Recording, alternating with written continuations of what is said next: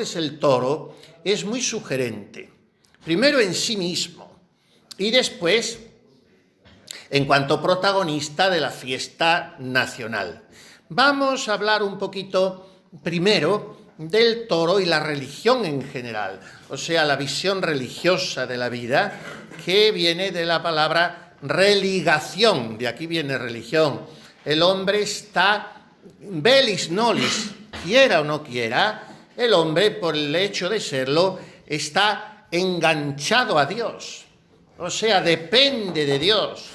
No solamente porque ha sido creado por Él, porque está colgado de Él, porque si Dios le soltara, dejándole de conservar en el ser, quedaría aniquilado, no solo el hombre, sino un pájaro, una cordillera y una piedra, y todo depende de Dios. Pero además el hombre ha sido hecho a imagen y semejanza de Dios. Por lo tanto es, como decía José Antonio Primo de Rivera, cuyo aniversario estamos hoy celebrando, portador de valores eternos. Y si no es eso, no es hombre. Y es más racional un toro que él, si el hombre se animaliza. Bueno, pues este núcleo de la esencia del ser humano lleva consigo lo que llamamos, con una expresión latina contundente, que ha sido muy subrayada por el inolvidable Benedicto XVI, al que tanto de menos echamos. Lleva consigo lo que llamamos el sacrum, el sentido de lo sagrado, sin lo cual tampoco se entiende el hombre. Y ese sentido del sacrum está en todas las culturas y en todas las religiones, lo cual no quiere decir, como se pretende sostener hoy desde algunos ámbitos también católicos, que todas valgan lo mismo, porque eso es una herejía de bulto. La única verdad, naturalmente, está en el cristianismo y la religión católica. Pero eso no porque lo seamos nosotros, sino por un raciocinio elemental y absolutamente rudimentario, se saca esta conclusión. No vamos a meternos en debates ni en vericuetos apologéticos, porque yo no he venido a eso. En todas las culturas está lo que podríamos llamar, desde sus inicios, la religión del toro. El toro es un animal sagrado, mitológico, simbólico, emblemático, y que remite a la vertiente sacrificial propiciatoria del hombre para con la divinidad, porque esto también está en todas las religiones, hacernos propicio a Dios, de manera que no esté enfadado con nosotros, aunque tenga motivos para ellos. ¿Y cómo le amansamos? Pues con sacrificios. Por tanto, el culto al toro está en todas las culturas. En la antigua Hispania tenemos todos los ejemplos que queramos. Está también en el horóscopo, el signo Taurus. Está en la antigua Roma los Ludi Taurini. Pero antes de esto, en el mazdeísmo se considera al toro como el primer ser vivo. En el Indra védico se reputa al toro como el primer ser divino. Y en Babilonia se venera también al toro como Marduk o Anu, en Egipto como Horus, en Heliópolis como Ra, en Creta Júpiter toma la forma de toro, en Germania se venera a Thor, con H intercalada, en Upsal, en Sevilla los 3 toros que Hércules regala a aquel reyezuelo, y en Roma están los combates taurinos que organiza Julio César. El mitraísmo pasa con su veneración del toro a la cultura indoaria y de ahí a la cultura latina por los legionarios. Los legionarios la llevan al pueblo y del pueblo sube hasta el emperador, el culto al toro. De manera que, como vemos, está en todas las culturas. Estoy haciendo un muestreo telegráfico para enseguida ir a nuestro campo, que es el cristianismo. Entonces, el cristianismo ha visto siempre como un dualismo conceptual mistérico. Hay un misterio entre la doble vertiente del toro, su bravura y su mansedumbre. Y este dualismo está reflejado, acaso como en ningún otro lugar, artísticamente hablando, en Córdoba, en un lugar de Córdoba, que posiblemente algunos o muchos de ustedes conozcan. Aquí hay muchos toros representados en las calles, pensemos, sin ir más lejos, en el monumento a Manolete, aquí cerca, pero hay un toro muy singular, muy artístico y muy paradójico, porque está, como digo, toda la bravura y toda la mansedumbre. En la catedral de Córdoba hay como si fuera una bombonera dentro de la mezquita en el centro, que es el presbiterio, el altar mayor. Ahí, a cada lado, hay un púlpito magnífico. Son unos púlpitos majestuosos. Los de la catedral de Córdoba están encargados por el obispo de entonces, en pleno siglo XVIII, se terminaron en 1779, por un francés, Jean-Michel Verdiguier, y son las tazas del púlpito y el portavoz, el tornavoz, son de caoba americana, una madera maravillosa, y con unos relieves que representan escenas. Muy interesante el estudio de esos púlpitos, que son desconocidos. Se entra en la catedral, se mira y poco más. Son dos los púlpitos siempre en las catedrales, el del lado de la epístola y el del lado del evangelio. Ahora no entendemos nada de eso. Ahora basta con decir, ¿dónde subió la señora gorda a hacer la lectura? ¿A qué lado de la iglesia? Y esto ha bajado a estos niveles ínfimos. Pero siempre se hablaba del cornu epístole o el cornu evangelico. Cuando se dice cuerno, cornu, referido a un lugar, a un espacio sagrado, quiere decir el lado o la esquina. Esos púlpitos son maravillosos. El púlpito del lado de la epístola, que según se mira es el de la derecha, tiene el símbolo de dos evangelistas. Ya sabemos que cada evangelista se corresponde con un símbolo según el Apocalipsis. San Mateo, el ángel o el hombre, y San Marcos, el león. Allí está en la Catedral de Venecia. Y el púlpito de la izquierda, que es el lado del Evangelio, en este de Córdoba está el águila de San Juan, no el águila de Franco, como dicen los ignorantes, sino el águila de Isabel la Católica, que por eso la toma para el escudo de España, porque era devotísima de San Juan Evangelista, tanto que edifica en su honor el monasterio de San Juan de los Reyes en Toledo. Maravilla. Bueno, pues el águila, que luego pasa al escudo de España, aparece, desaparece, el caudillo lo retoma y no es un escudo anticonstitucional porque está en la portada de la Constitución en 1978, se quita 3 años después. Pero en fin, hoy la ignorancia campa por sus respetos y todos dicen amén. Bueno, pues el águila es de San Juan. Y de San Lucas es el toro. El toro que está en el púlpito de la Catedral de Córdoba es un toro jaro o melocotón, por hablar en lenguaje taurino, es sensacional. Acercaos a verlo un día, porque está como vencido por el peso del púlpito, está levantando la testuz con la cornamenta hacia arriba, como dando un mugido sensacional que parece que se está oyendo, como haciendo retumbar el Evangelio por todos los puntos cardinales. Y un poco más arriba, en otro color de mármol más oscuro, está el águila.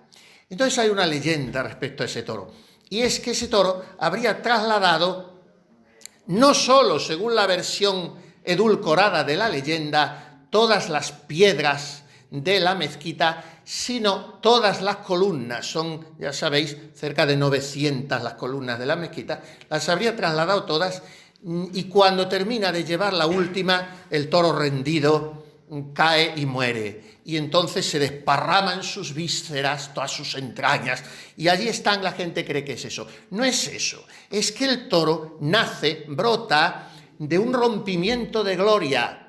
O sea, ha resuelto este Verdiguier con el mármol como un poco de cielo, y allí hay muchas nubes, y de esas nubes sale el toro. Pero claro, la gente, con su prosaica interpretación, ha venido a entender que están las entrañas del toro desparramadas y que hay un aguilucho encima, un buitre, presto a devorarlas. Cuando en realidad, digo, es el águila de San Juan y es el toro de San Lucas. Pues bien, Córdoba es una ciudad taurina por excelencia. Creo que solamente se podría comparar en este sentido con Sevilla, con Madrid, con Ronda y no creo que mucho más. Córdoba está en primerísima línea en este sentido. Pero Córdoba padeció también históricamente la hostilidad contra la fiesta nacional.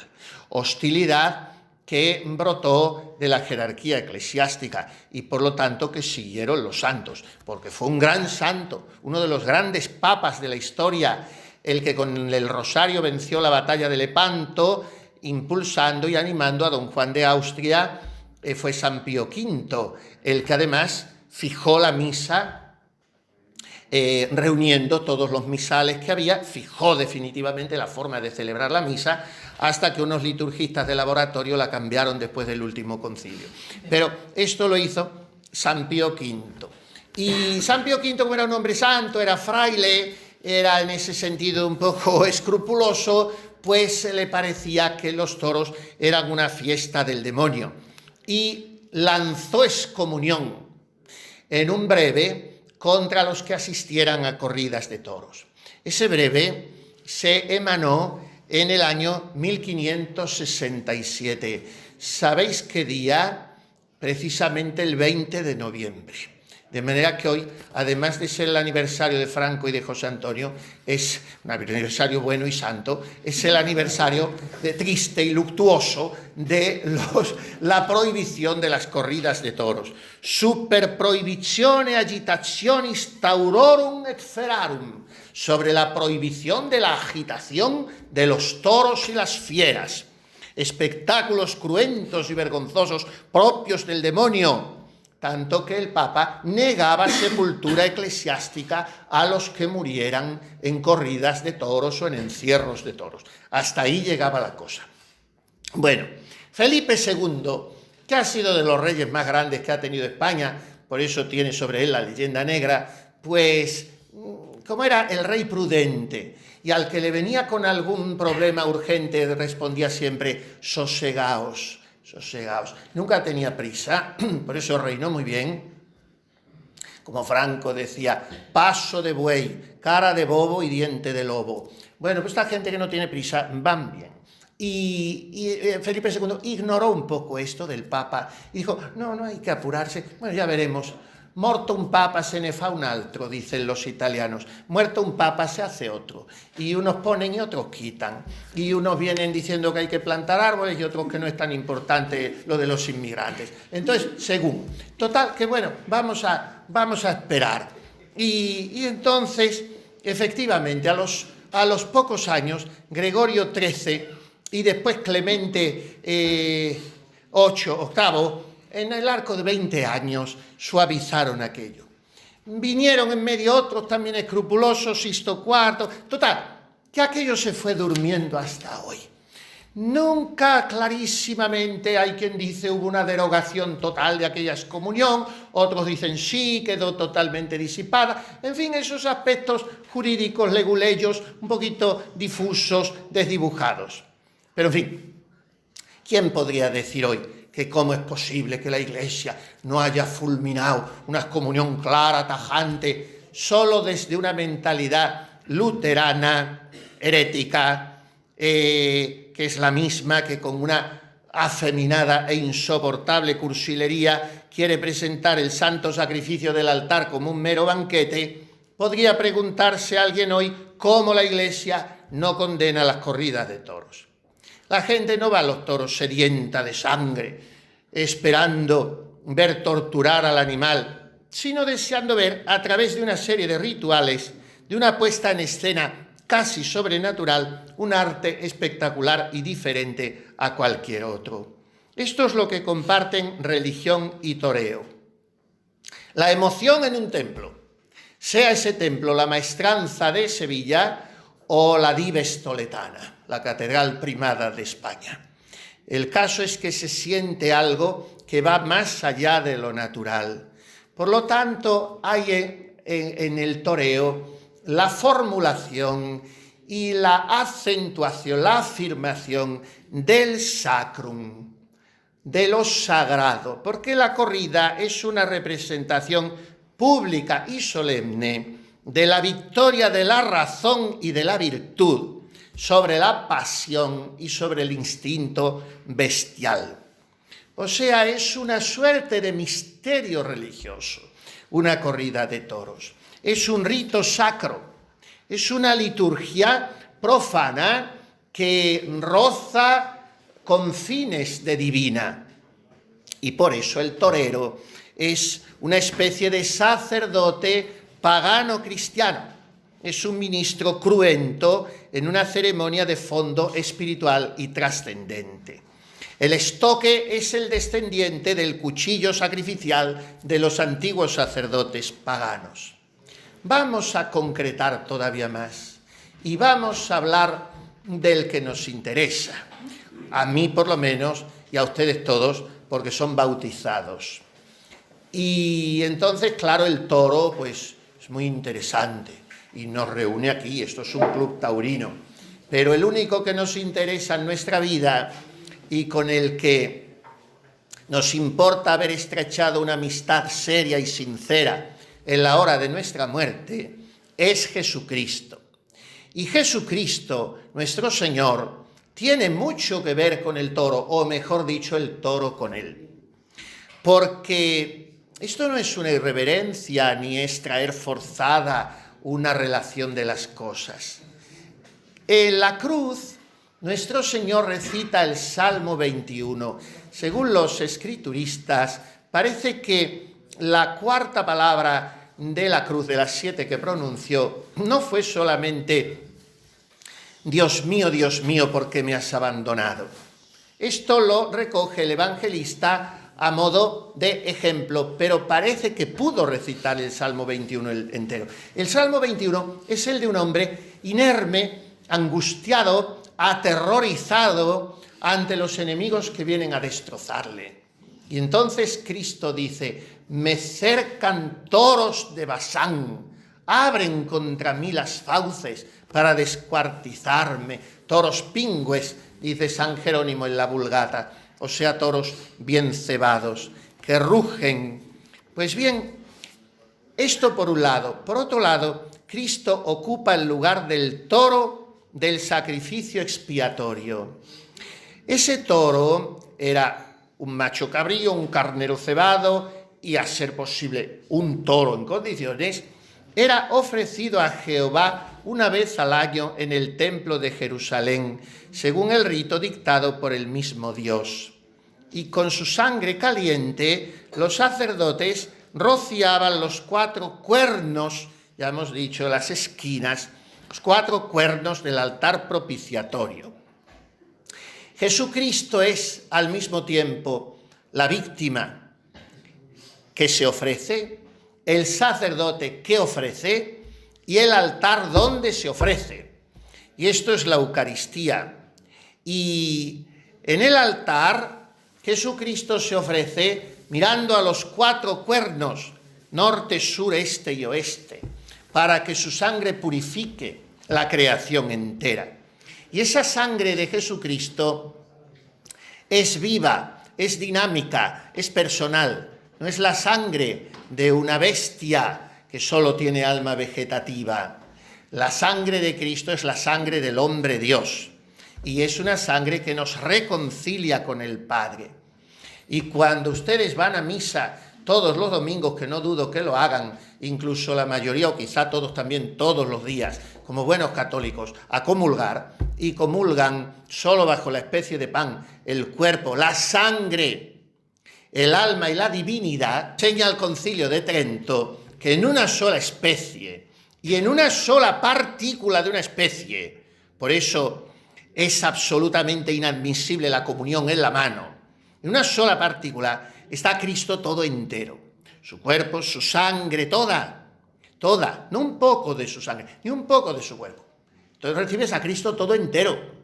Lo que pasa es que Cristo no está en la hostia con su cuerpo de 1,80 y con todos sus litros de sangre al modo dimensivo. Se explica en teología, en fin, esto es Santo Tomás de Aquino, el Concilio de Trento. No nos interesa. La cuestión es que cuando tú vas a misa, el sacerdote dice: «Ic estenim calix sanguinis mei», porque suelen decirlo en latín, porque la misa se suele celebrar hoy en latín como quiso el Concilio Vaticano II, pues entonces está diciendo, este es el cáliz de mi sangre, y esta es la única sangre que vale, frente a la cual todos los sacrificios anteriores eran pálidas imágenes y símbolos absolutamente inexpresivos. La sangre que habla, la sangre que grita y clamorea, la sangre que cambia el rumbo del mundo, es la sangre de Cristo, que ha hecho de los dos pueblos uno solo, los infieles y los fieles, que ha unificado, que ha reconciliado. Pues bien, ese clamor de la sangre de Cristo, como un concierto de trompas, hace enmudecer el mugido de todos los toros sacrificados. De manera que Él es la única víctima propiciatoria. Y de aquí pasamos a una serie ya de aplicaciones psicológicas, morales, en torno más concretamente a la fiesta del toreo.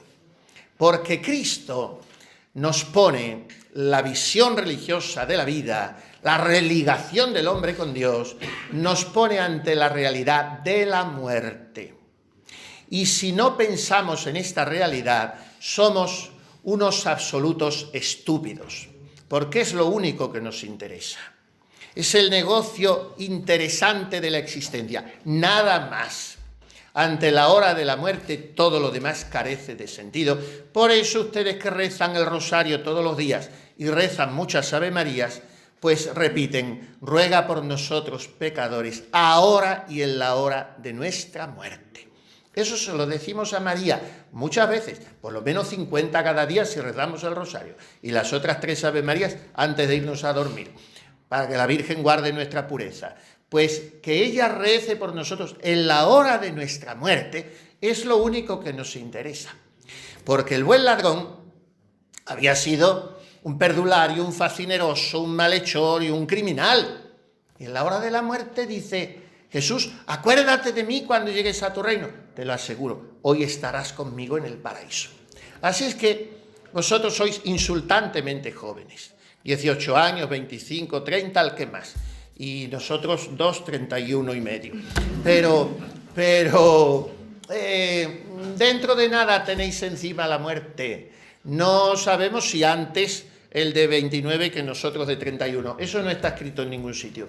Entonces, ese momento hay que tenerlo preparado. Hay que tener las maletas hechas, las cuentas cada noche bien cerraditas. No permitirse el lujo diabólico, lujo necio y lujo absurdo de vivir más de 24 horas en pecado mortal. Entonces, si yo pienso en la muerte, todo está solucionado.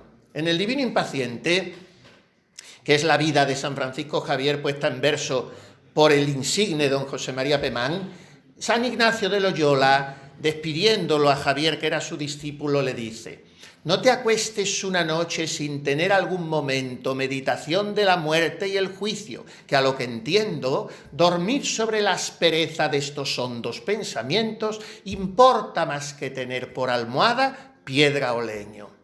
Bueno, pues la muerte hay que pensarla, no estar obsesionado, ni ser un cenizo, ni una agonía, hay que vivir la vida, y vivirla muy bien, lo cual significa, primero, vivirla en gracia de Dios, segundo, disfrutarla todo lo que pueda, sin pecar, claro. Tercero, hacer el bien a todos. Vivir la vida, ser filósofo, esto es vivir la vida, pero preparando la muerte, porque la muerte es la entrada a la verdadera vida.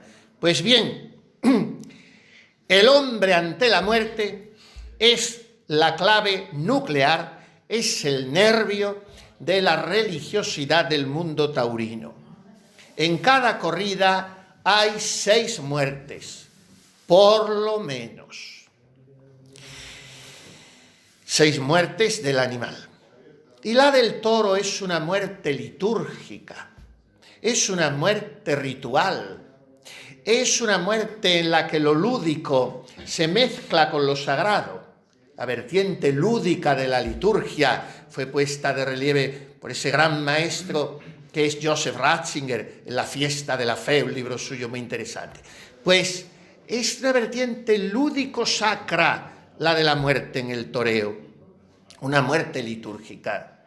Los clarines la anuncian, la procesión ordenada del paseillo la introduce, la recogida de la llave por el alguacilillo la abre, la belleza y la opulencia de los ornamentos de los toreros, los caireles, el raso, el oro, los alamares, los bordados, le dan fulgor a esa muerte.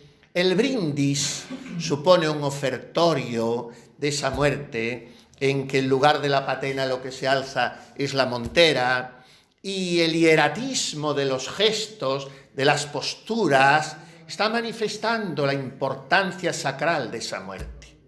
¿Cuánto ganarían nuestras misas si no pocos sacerdotes aprendieran a estar en el altar como el torero está en el coso?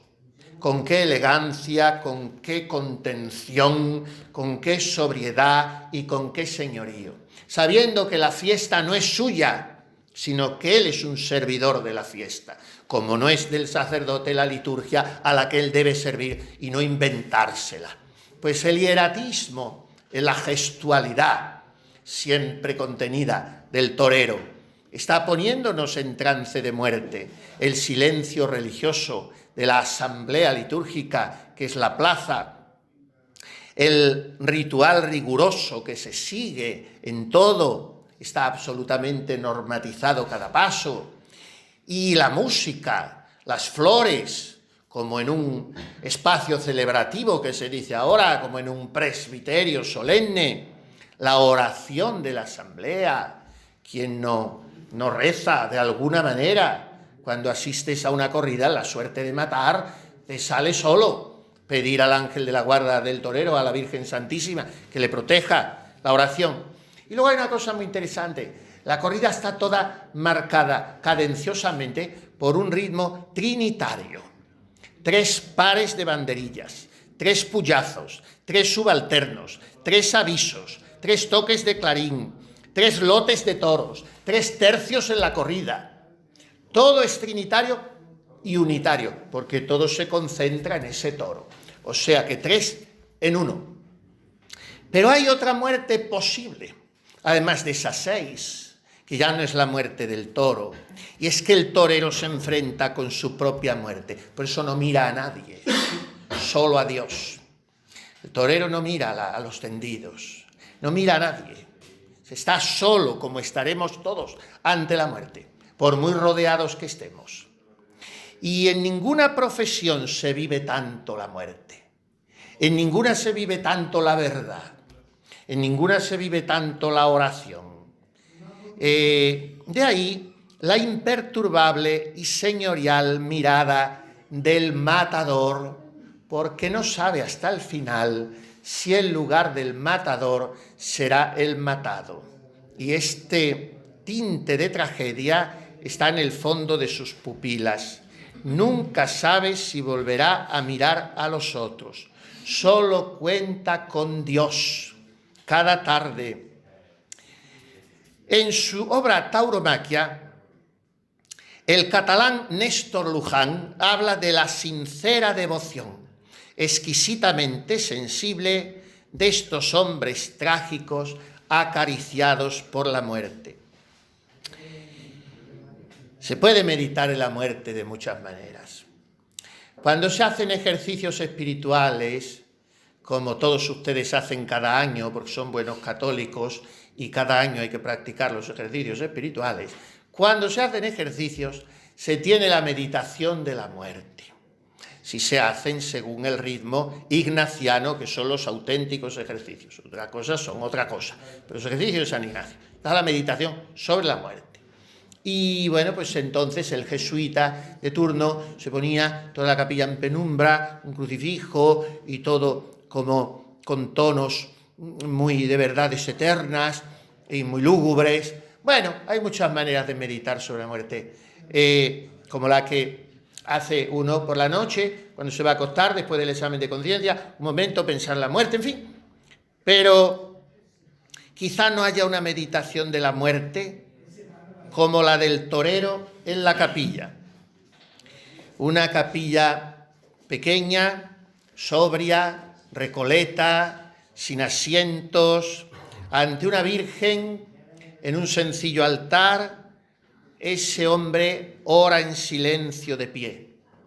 Un hombre joven, vestido de luces, que no sabe si seguirán brillando 2 horas después.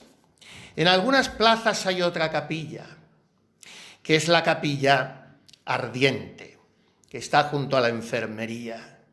Y cuando se han apagado las luces de ese traje, arden en esa capilla las luces de los 4 velones que circundan el cuerpo del torero muerto. Y el capellán siempre en su sitio, o debería estarlo, y la extremaunción preparada, o debería estarlo. Tiene una obra sobre la relación de los toros con Dios, un jesuita mexicano que es un poeta extraordinario, también cuando escribe en prosa. Quizá todos conocéis, y si no lo podéis buscar, hoy se encuentra todo ya en internet y en los youtubes, una meditación muy bonita que se titula Mi Cristo Roto. Os la recomiendo mucho. Hay otro librito de él que se titula Cómo llora Sevilla, precioso, sobre la Semana Santa de Sevilla. Hay otro sobre las 7 palabras de Cristo, sobre los amigos y los personajes que se relacionan con María en el Evangelio. Hay otro, por ejemplo, muy simpático, Santa Teresa y Don Quijote, 2 locos españoles. Bueno, pues tiene otra obra sobre Dios y los toros. Y en ella dice así, se llama el padre Ramón Cue, romano, jesuita mexicano, digo, pero afincado en España. Y dice así: en la capilla 1 minuto, 2 horas en la corrida, pero vale por 2 horas 1 minuto en la capilla. Fuera el gentío, me bastas tú, Virgen de la capilla, que en este instante en ti cabe, mujer, entera mi vida. Si la muerte no hay toros, pero si la muerte profundizada, si la muerte interiorizada, la muerte saboreada, no hablamos de morbo o de tabú, que son los 2 enfoques actuales de la muerte. El regocijo enfermizo de quien chapotea en la sangre, y ahí están los telediarios, o el pudor insulso de quienes dicen no le diga usted nada que se va a asustar. Y yo suelo decir que el susto grande es el del que cae en el infierno. Más vale que se asuste antes y se prepare. Entonces no se trata de morbo ni de tabú. Se trata de interiorizar la muerte. Sin la muerte no hay toros. Y dice también el padre Cue, una corrida, 6 veces la muerte en el redondel. Tocan a 2 por torero. Señor, que no toque a 3. La hora de la muleta y del estoque es la hora de nuestra muerte. Amén. Por eso el torero grita. Siempre me ha impresionado ese momento. Dejadme solo.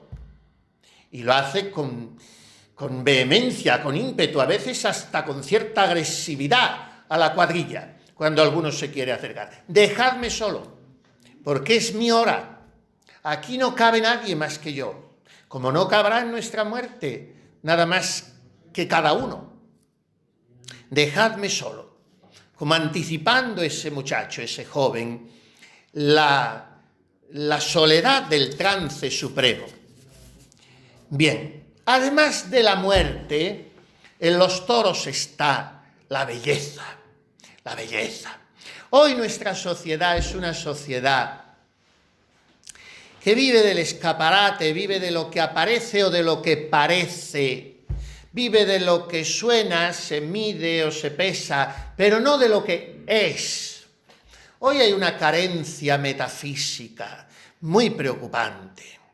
La metafísica o la ontología es lo que trata del ser, y el ser está mucho más allá de lo fenomenológico, de lo que aparece, o de lo psicológico, de lo que se siente. Por eso hoy los jóvenes sois víctimas de esta sociedad. Valoráis lo que entendéis o lo que sentís. Hablo genéricamente, ¿eh? Pero hay una tendencia a esto, a un cerebralismo, a última hora despersonalizante y a un sentimentalismo afeminizante en el peor sentido de la palabra. ¿Y por qué? Porque no se va a buscar el ser, el único ser, ese subsistens que dicen los filósofos y los teólogos, es Dios. Todos los demás seres somos seres porque dependemos de otro ser. El único ser que es ser en sí mismo es Dios. Bueno, pues las categorías del ser, las propiedades del ser, se llaman los trascendentales del ser en filosofía. Son 4 trascendentales. ¿Cuáles son? Unum, verum, bonum et pulcrum. Lo uno, lo verdadero, lo bueno y lo bello. La unidad, la verdad, la bondad y la hermosura, la belleza. Donde está uno de esos, están los otros. Si algo es verdadero, es bello y es bueno y tiene unidad. Y así sucesivamente. Porque dicen los filósofos, unum, verum, bonum et pulcrum convertuntur. Donde está uno, confluyen los demás. Por eso hoy se rinde un culto a la fealdad. Vas a cualquier sitio y te enseñan una obra urbanística o cierto monumento, y es una genialidad de un arquitecto enajenado al que ese ayuntamiento del signo marxista o liberal derechista, que me da lo mismo, le ha pagado una suma astronómica por poner allí una firma absolutamente absurda. Y es un culto a la fealdad. No hay un culto a la armonía. La armonía es equilibrio, es unidad y es verdad y transmina bondad. Bueno, pues el toro es la fiesta de la belleza. De esa belleza que en una novela titulada El idiota dice Dostoyevsky, la belleza salvará al mundo. Y la belleza tiene que verse, dice el doctor Angélico, el Aquinate, Santo Tomás de Aquino, en la Suma Teológica, la primera parte, dice, pulcra en indicuntur que visa placent. Se dicen bellas, se llaman bellas las cosas que placen a la vista. Lo que no me agrada a la vista, ya me puede usted estar explicando durante 3 horas el Guernica. Pues mire usted, veo la Sagrada Familia de Murillo, me agrada a la vista. Se dicen bellas las cosas que agradan a la vista. El toreo lleva a Dios por el atajo rápido y seguro de la sensibilidad estética, la vibración ante lo bello, la admiración ante lo armónico, el respeto ante lo íntegro, el pasmo ante el equilibrio, la elevación ante lo supramaterial, la conmoción ante el duende. Todo lance es bello en el toreo. Una chicuelina, un pase de pecho de naturales, pases estatuarios, un volapié, recibir de rodillas a Portagayola, pero el más espiritual de todos es la Verónica. Todo es bello. Y esa belleza hace que en el toreo se encuentre algo tan paradójico, tan escalofriante, tan conmovedor, que no podemos describir, más que llamándolo la alegre tristeza o la triste alegría, que supera todo lo que cabe en la sensibilidad humana, de manera que en parámetros previamente establecidos lo podamos encajar. Se nos escapa esa belleza, que es la verdadera belleza. No sé cuánto he hablado, me parece que no demasiado según la receptiva, obsequiosa, gentil y sumamente cortés atención de todos ustedes. Pero voy a ir terminando. Cuando dice esto un sacerdote es muy peligroso, porque significa que falta todavía otro tanto como lo que lleva. Pero creo que es verdad. Vamos a dedicar 5 minutos, acaso menos, a las 2 madres del torero. La madre de la tierra y la del cielo. Estamos en el barrio de Santa Marina, barrio torero de Córdoba, y el barrio de Manolete.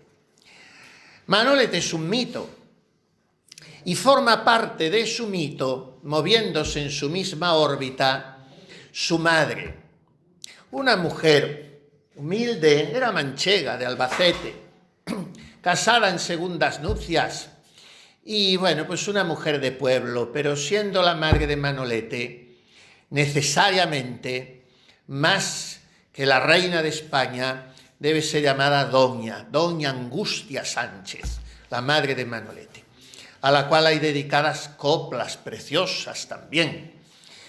Doña Angustia Sánchez, el título de una copla estrenada pero desgraciadamente no grabada por otra doña Juana Reina, y luego grabada por una que ya no tiene el doña, pero nos cae muy bien, Lola Flores.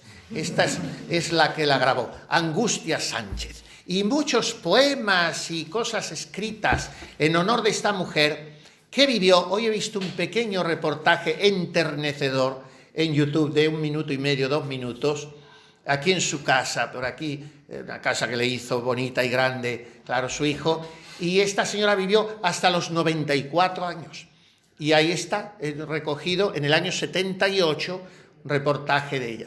Bueno, pues acompañada de 2 torerillos jóvenes, sobrinos de Manolete. Bueno, pues se llamaba así, Angustia Sánchez. Y la madre de un torero siempre se llama Angustias, se llame como se llame.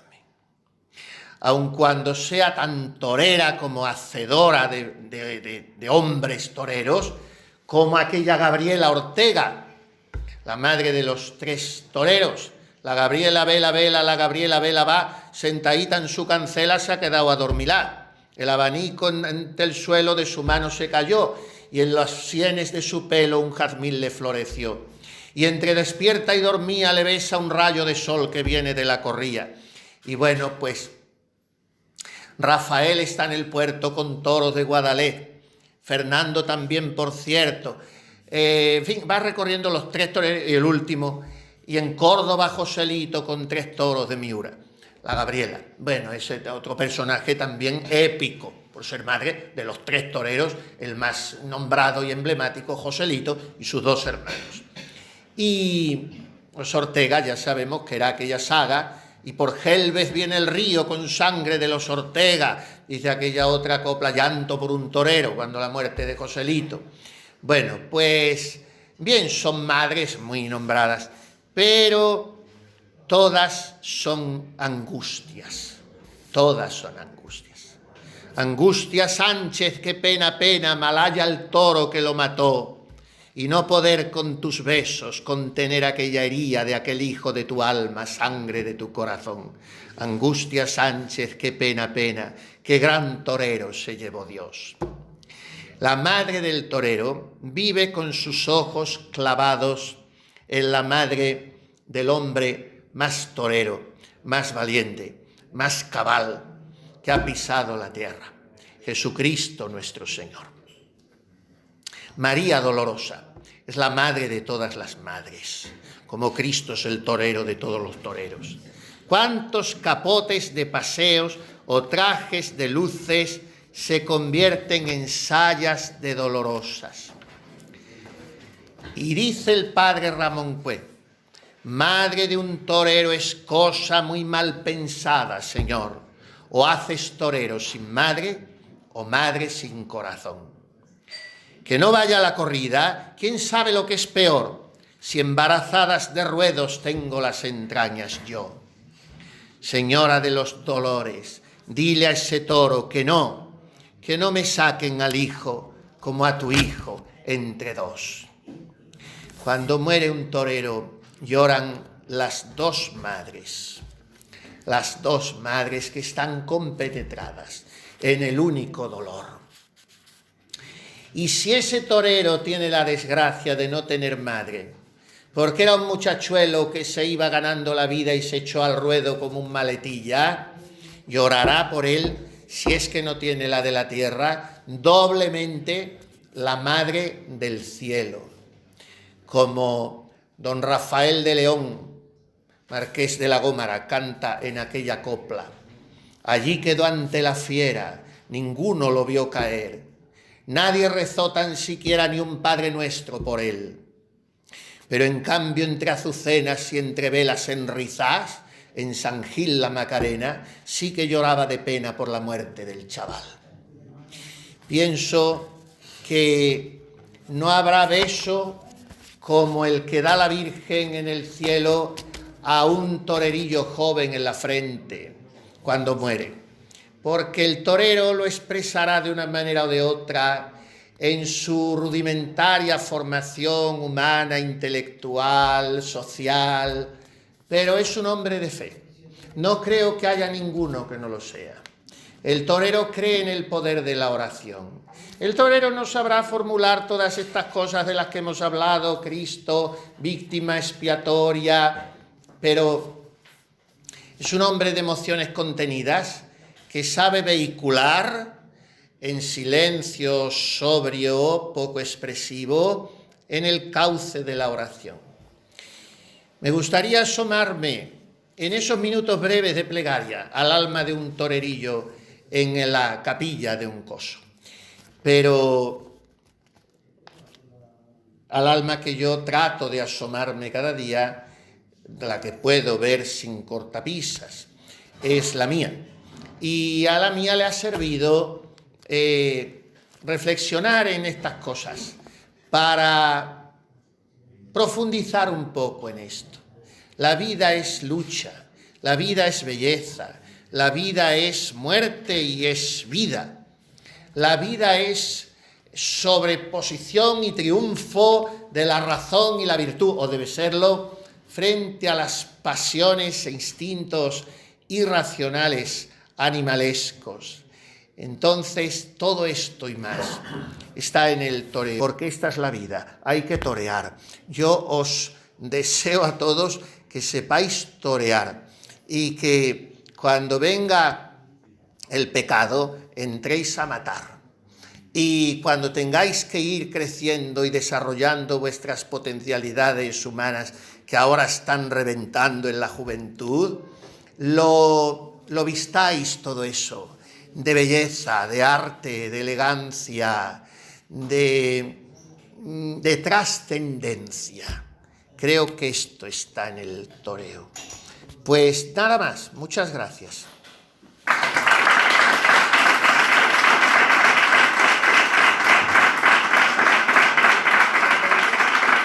Que hay dos estaciones en el Vía Crucis que a mí me conmueven muchísimo. Todas. Hay una estación del Vía Crucis que no conmueva, pero a mí me conmueve muchísimo. La 10ª, Jesús despojado de sus vestiduras. Pensar en que llega a la cumbre del Calvario aquel hombre roto por los azotes, desangrado, y que encima le desnudan, que es el colmo de la humillación, para crucificarle desnudo y no le queda nada. Bueno, pues la 10ª estación me conmueve. Pero luego pensar que en medio de la soldadesca, de la turbamulta que está por la calle de la amargura, en pellones, y allí los sacerdotes azuzando a los romanos para que tiren de la soga de Jesús, él cargado con la cruz, la Virgen Santísima que se ha quedado rota en una esquina después de abrazarle, salir a su paso, echan mano de un hombre que viene del campo, Simón de Cirene, le cargan con la cruz y todo eso. Y ahora de repente rompe las filas con una intrepidez y una audacia que solo puede ser propia de una mujer, porque las mujeres están en esos momentos cuando son mujeres de verdad, no este híbrido incomprensible que están pretendiendo hacer hoy. Y cuando es una mujer, esa está como la sangre a la herida, cosa que los hombres no siempre. Y entonces esa mujer rompe la fila y va con un paño que tendría preparado pulquérrimo, impoluto, de una blancura inmaculada, y enjuga el rostro de Jesús. ¿Y qué miradas se cruzarían los dos? En ese segundo, antes de que la retiraran enseguida, ¿qué miradas no se cruzarían? Y a mí esa estación del Vía Crucis me conmueve muchísimo. Entonces, todo lo que me la evoque, y como el español es tan imaginativo y es tan peculiar, claro, a pasar un trapo colorado por el morro de una bestia, llamarle Verónica o media Verónica, hay que tener mucha gracia para que eso evoque lo otro, y lo evoca, porque ese animal está al límite de sus fuerzas, está muriendo, y es como hacerle una caricia, como un gesto de cariño, porque en realidad los del torero son gestos de cariño. Hasta el de matar es un gesto de piedad con el toro. Y me gusta mucho por eso la Verónica, y casi tanto como la Verónica, a mí lo que más me gusta, no me las voy a dar de un aficionado, porque no lo soy especialista, tiquismiquis, en fin, ya de esos que saben la letra pequeña del cosío, no, pero me gusta casi tanto como la Verónica un pase estatuario, que no despegue las manoletinas, ni se le mueva un pelo a ese torero, y una vez y otra vez. Bueno, es todo arte, es una maravilla, y es una liturgia. Ya es que en el altar no soy yo. Si usted quiere un showman, pues váyase a un escenario, a un teatro, o a un circo, donde se aplauda. Porque en la iglesia no se aplaude. Se aplauden los toros, y tampoco mucho. Tampoco mucho. Ahora se aplaude en cualquier sitio, ahora se aplaude en un entierro, y ahora hemos perdido el oremus. Y entonces se aplaude en la iglesia a unos novios, pero si en la iglesia solo se vitorea a Dios, cuando se aplaude en una iglesia se ha desplazado el protagonismo divino por el humano, dice Benedicto XVI. Bueno, pues ¿no es usted el mismo en el altar? Claro que no lo soy. Si en el altar yo soy Cristo, y por lo tanto yo no me expreso según soy yo, ni gestualizo, ni miro, ni me muevo, no, está todo reglamentado. Es que este cura es muy rígido en el altar. No, y entonces el torero también es rígido. No, ese es como se tiene que ser. Y el torero es una liturgia. Y es de las pocas profesiones que no se ha dejado arrastrar por el modernismo. Todos han cambiado su uniforme. Sotana, ya veréis dónde veis. Un tricornio de un guardia civil, seguramente vosotros ni os acordáis, porque yo de mi infancia sí. Los uniformes de los militares, primero que ya no se ven por la calle, segundo que ven guardias civiles en mangas de camisa, todo ha sido depauperado y desvirtuado y desacralizado, entre comillas.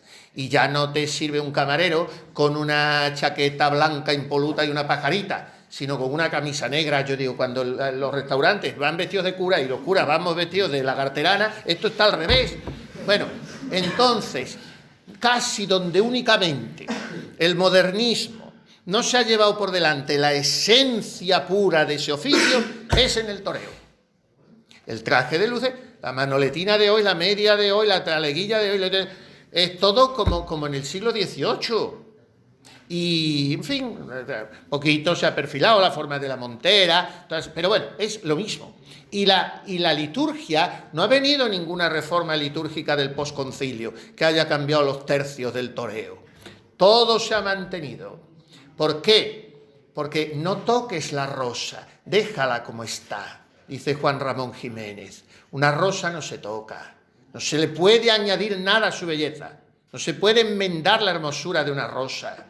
Y entonces lo que funciona, lo que es hermoso, lo que viene avalado por la solera y la veteranía y la experiencia de siglos, ¿eso por qué se va a tocar? Cuando se toca se estropea. El toreo no se ha tocado. Y los toreros tampoco. Hombre, son hijos de esta época, sí, de acuerdo. Pero tú ves un torerillo y yo me acuerdo que vi, porque yo en mi tierra es donde empieza la temporada taurina, en Olivenza, la primera corrida del año. Y en el año 98, me acuerdo que yo fui con mi madre, a la plaza de Olivenza, que es muy bonita, chiquita, a ver, pues casi no voy a decir que la alternativa, pero eran las primerísimas corridas en España del Juli, que había tomado la alternativa no sé si en Quito, por ahí en un sitio de esos, en Cali, donde hay tanto toro por ahí, por las Américas, y se van ellos. Y el muchacho tenía 16 años. 16 años. Y yo parece que estoy viendo la cara de ese chaval, delante del toro. Hacía un toreo de capa colosal. Me encantaba a mí, luego lo ha dejado un poco. Pero yo la cara de ese muchacho. Y yo decía, tiene la gravedad de un señor de 50, de 60, de 70 años, y el dominio propio y el temple, y eso es muy grande, eso es muy grande, y eso es el señorío, la caballerosidad y la madurez que, con perdón, le falta al hombre de hoy, porque hoy todo está orquestado en esta sociedad masónica que busca el nuevo orden mundial para que no seáis señores ni señoritas. Todo está orquestado para eso. Y entonces hay que quitar todas las rúbricas, todo lo ritual, todo lo litúrgico. Y bueno, pues hace 60 años estaríais aquí todos sentados, vosotros con su corbata y traje cruzado, vosotras con falda y como van las mujeres. Hoy no, hoy todo está así, un poco. Bueno, en todo se ha perdido el estilo, menos en el toreo.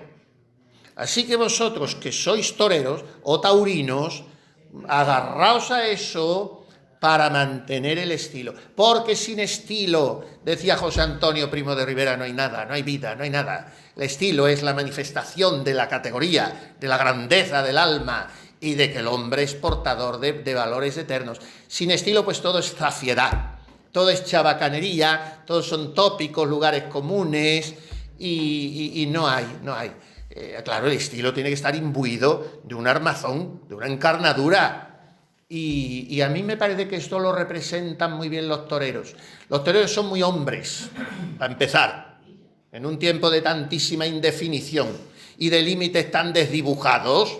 Los toreros son muy hombres, que para empezar no está mal hoy. Y los toreros son muy señores. Gente de una extracción social humildísima, la mayoría. ¿Y qué? No hay apellido, no hay dinero hasta que empieza a verlo. Que entonces ya se dice, tienes más dinero que un torero. Pero en fin, no hay apellido, no hay dinero, no hay relumbrón. ¿Y qué? Pero hay categoría humana, y hay señorío, y hay fe. No sé por qué estoy diciendo todo esto, ni qué me habéis preguntado, se me ha olvidado. Señor, yo más que una pregunta, le voy a pedir un pequeño favor. Que como usted bien ha dicho, y como tengo la alegría de conocerlo de antes y he guardado muchas frases, muchas indicaciones suyas. Es mutua la alegría, y tú lo sabes, bandido. Gracias. Pues quisiera que así en una frase, algo cortito, que usted sepa que no se nos va a olvidar nunca, que nos diese una lección para defender el toreo de puertas para la calle. Si no lo pongo mucho aprieto. Sí, no es que me pongan aprieto, lo tendría que pensar. Defender el toreo es lo que estoy un poco diciendo.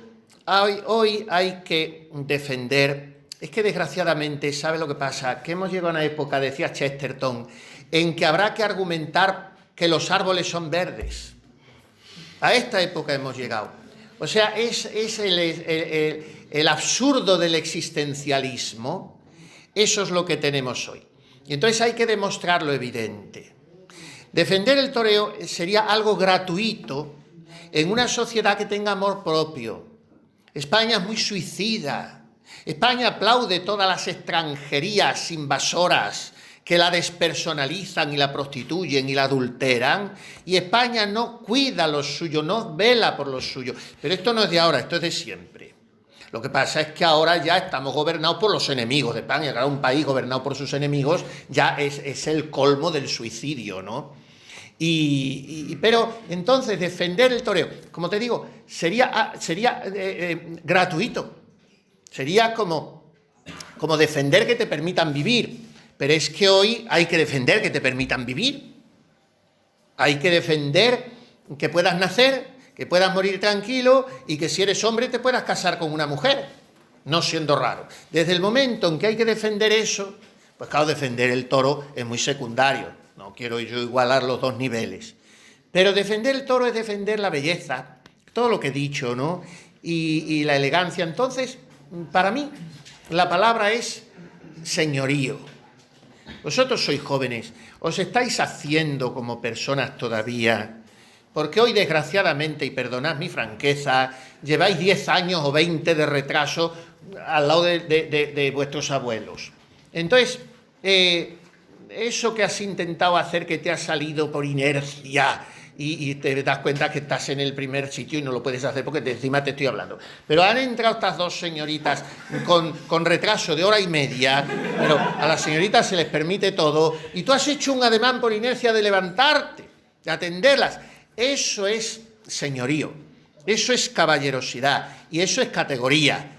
Y esa categoría humana es lo que falta hoy.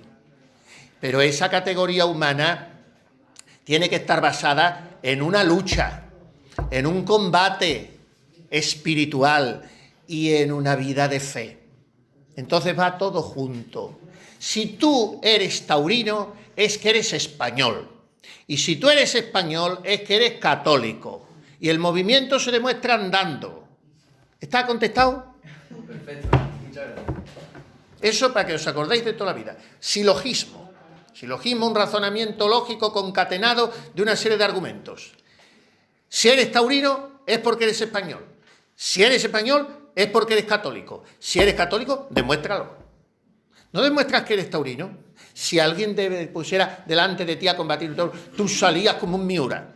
Bueno, ¿y por qué no damos la cara por Jesucristo? ¿Y por qué no demostramos? Eso es muy español también. Ese respeto humano, ese habernos dejado pisar el terreno de manera que la religión, la fe, la práctica de la religión sea una cosa de mujeres, que ya no es ni de mujeres, porque desgraciadamente es todavía menos hoy de mujeres. Pero en fin, que de mujeres es respetabilísimo, pero claro, ¿por qué no va a ser de hombres? Eso somos muy cobardes ahí, ¿eh? Con perdón. Mucho toro y mucha bandera de España y mucho España cañí, mucho paso doble, y todo eso está muy bien. Sí, pero eso en la hora de la muerte no nos va a servir, ¿eh? Mucho cuidado. Eso no te lo van a preguntar el día del juicio. Cuánto has sido de taurino, ni cuánto sabías de toro. Sino si has amado a Dios sobre todas las cosas y al prójimo como a ti mismo. Y si lo has demostrado. Entonces, taurino todo lo del mundo, me parece muy bien. Yo os aplaudo que estéis aquí 30, 40 jóvenes en este plan, qué cosa más bonita, y además que os una esto, eso es muy bonito. Pero bueno, todo pasa. Decía la santa de la raza, todo se pasa, Dios no se muda. Entonces los toros se pasan, los toreros se pasan, y todo se pasa. Y entonces, señorío, caballerosidad, categoría humana y cristiana. Y eso es una manera de defender no solo el toreo, sino toda la herencia, todo el patrimonio cultural. Los enemigos de la fe y de la civilización cristiana están alerta, dijo Franco en su testamento, que es el testamento de un santo. Hoy lo he meditado yo, el testamento de un santo. Los enemigos de la civilización cristiana están alerta. Bueno, pues en la civilización cristiana entra todo junto. Entra todo junto. ¿Me explico, no? ¿Alguna más? ¿Algo más? ¿Alguna pregunta? Una foto, ¿Otra pregunta? ¿No? Bueno, entonces nada, ni aportación de ninguno que haya visto que algún dato hay que retocarlo. Aquí el veterano. Perfecto, no hay más que Dios, pero en fin, es que ustedes son un auditorio muy agradecido. Han estado casi con tanta atención como en una corrida en las ventas o en la maestranza. Casi. Es que el torero merecía la pena. El torero, pues no crea que no hay que serlo siendo cura. Sí hay que serlo. Lo que pasa es que lo de la suerte de matar no acabo y me quedo con ganas muchas veces, ¿eh? Banderillear ya lo hago y esas cosas, capotear no le digo nada. Pero la suerte de matar, si pudiera, pero vamos hasta el morrillo. Sí.